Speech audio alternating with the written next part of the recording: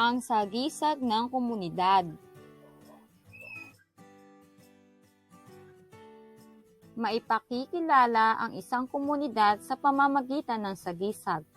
Maaari itong larawan, kandila, rebulto, logo o seal.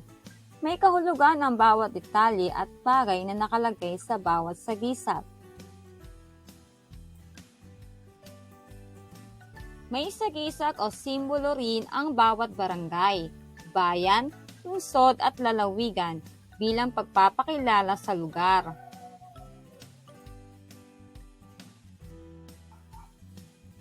Ito ang opisyal na seal ng gobyerno ng lungsod ng Pasig.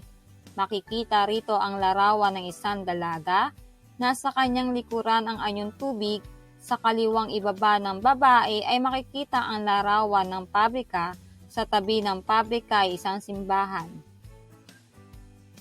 Sa lungsod ng Marikina naman ay makikita ang higanting sapatos.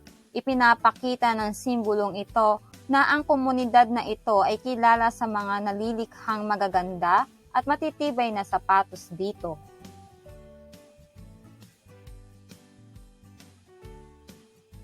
Ang sagisag na ito ay naglalarawan kung ano ang katangian ng komunidad.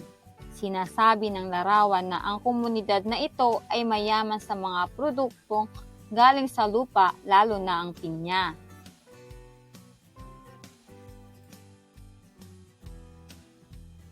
May mga rebulto rin sa komunidad.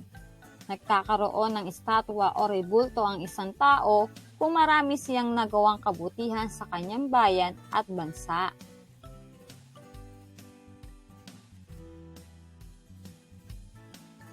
Ang mga bahay dalanginan ay may mga pagkakakilanlan din. Ang kapilya ng Iglesia ni Cristo halimbawa ay may matutulis na poste sa bubong nito.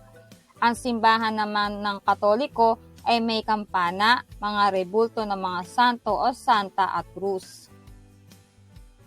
Ang moske ng Muslim ay may crescent sa ibabaw. Ang iba pang mga bahay-sambahan ay mayroon din kanya-kanyang pagkakakilanlan, gaya ng pangalan ng kanilang grupo sa labas ng sambahan.